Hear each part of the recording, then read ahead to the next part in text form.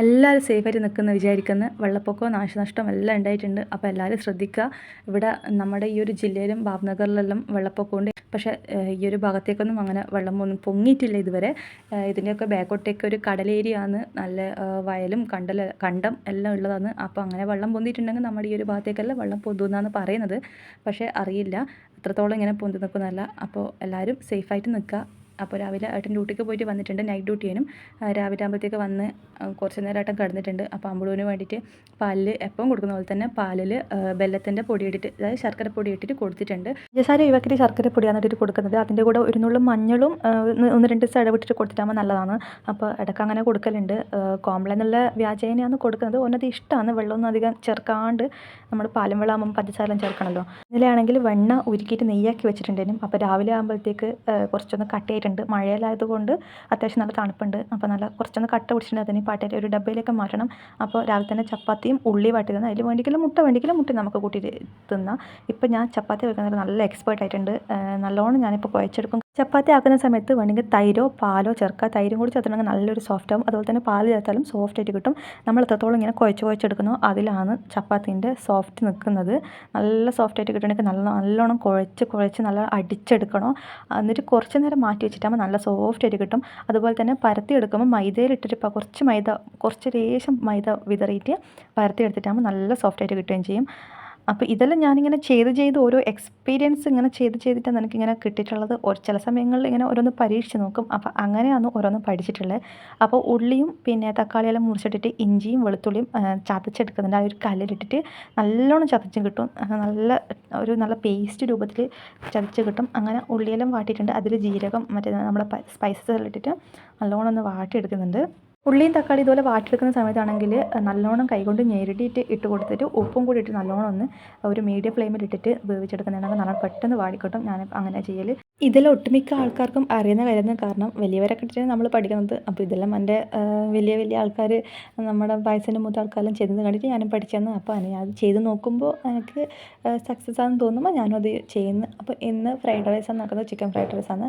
അപ്പോൾ അതിന് വേണ്ടിയിട്ട് സൈഡിൽ തന്നെ വെള്ളം വെച്ചിട്ടുണ്ട്. ചില സമയങ്ങളിൽ ഞാൻ ഒരു കണക്കിപ്പോൾ ഒരു 10 കൈയുണ്ടെങ്കിൽ പെട്ടെന്ന് എല്ലാം തീരുമെന്നു. പക്ഷേ എങ്കിൽ ചില സമയങ്ങളിലെല്ലാം ഭയങ്കരമായിട്ട് ദേഷ്യവും സങ്കടവും വരും. ഒന്നും ആവുകയില്ല പെട്ടെന്ന് സ്പീഡ്. ഇപ്പം കുറച്ചധികം സ്പീഡ് എനിക്ക് കിട്ടിയിട്ടുണ്ട്. കാരണം ആദ്യമെല്ലാം ഒന്ന് വെച്ച് അങ്ങനെയാണ് ചെയ്യൽ. ഇപ്പോൾ 2 മാറി ഒന്ന് തീരുമ്പോഴത്തേക്ക് ഒരു സ്റ്റൗ ഫ്രീ ആകുമ്പോഴത്തേക്ക് അതിലേക്ക് വെക്കും. അങ്ങനെ അപ്പോൾ അതെല്ലാം ഞാൻ ഏട്ടൻ്റെ അമ്മേനെ കണ്ടിട്ടാണ് പഠിച്ചത്. കാരണം ഏട്ടനമ്മ രാവിലെ 8 മണിക്ക് പോകുമ്പോഴത്തേക്ക് എല്ലാം ആകണം. രാവിലത്തതും ഉച്ചക്കത്തതും എല്ലാം ആക്കിയിട്ടേ പോവുക. അപ്പോൾ എല്ലാം ഷടപടി നടക്കുന്നത് കണ്ടിട്ട് അങ്ങനെ ഞാനും കണ്ടുപഠിച്ച്. ഇപ്പം ഞാനും അത് ഫോളോ ചെയ്തിട്ട് ഇപ്പം എനിക്കും പെട്ടെന്ന് എല്ലാം ആക്കുന്നുണ്ട്. ഒരു സ്റ്റൗ ഒഴിയുമ്പോഴത്തേക്ക് തന്നെ അതിലേക്ക് അടുത്ത സാധനം വെക്കും. അപ്പോൾ അങ്ങനെ മുട്ട വെച്ച് കഴിഞ്ഞിട്ട് അതെടുത്ത് കഴിഞ്ഞപ്പോൾ തന്നെ അതിൽ ചോറ് വെച്ച് ഇപ്പറാണെങ്കിൽ ഉള്ളി വാട്ടി അത് കഴിയുമ്പോഴത്തേക്ക് തന്നെ ചപ്പാത്തി പരത്തുകയും ചെയ്യുന്നുണ്ട്, ചുട്ടെടുക്കുകയും ചെയ്യുന്നുണ്ട്. ഒരേ സമയം രണ്ടും ചെയ്തുകൊണ്ടിരിക്കുന്നുണ്ട്.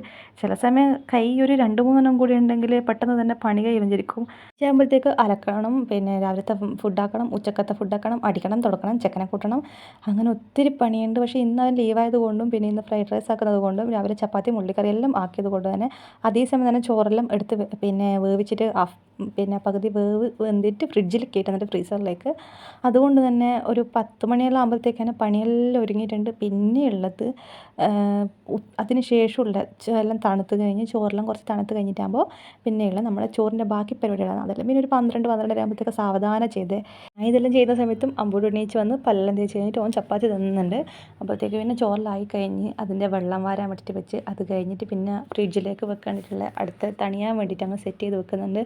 9 രാവിലെ ആകുമ്പോഴത്തേക്ക് കുടിവെള്ളം വന്നിട്ടുണ്ട്. അപ്പോൾ അതൊരു ബോട്ടിലേക്ക് നിറച്ച് വെച്ചിട്ടുണ്ട്. ഒരു 10 ലിറ്ററിൻ്റെ ബോട്ടിലാണ്.